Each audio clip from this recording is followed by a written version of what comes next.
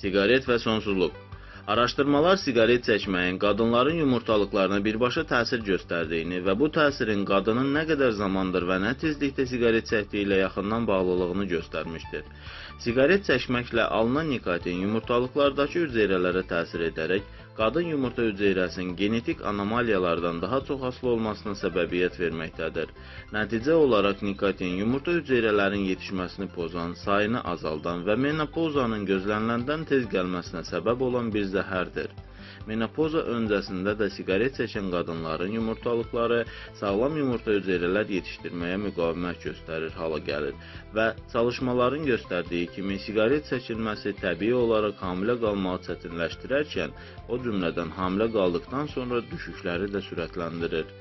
Siqaret və kişi cinsiyyət sistemi arasında əlaqə qadınlarla müqayisədə daha az öyrənilib.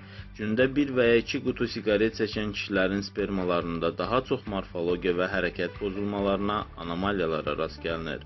Buna görə siqaret çəkmək istər təklikdə, istərsə də digər faktorlarla bir yerdə kişi sonsuzluğuna səbəb ola bilər.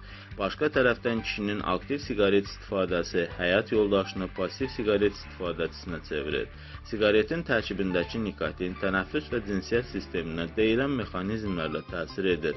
Məhz bu səbəbdən sonsuzluğa görə müalicə alanda 2-3 ay əvvəl siqareti tərk etmək müalicənin nəticəsinə pozitiv təsir göstərir. Siqaret çəkilən ailələrdə ani uşaq ölümü sindromu sıx rast gəlinən bir haldır.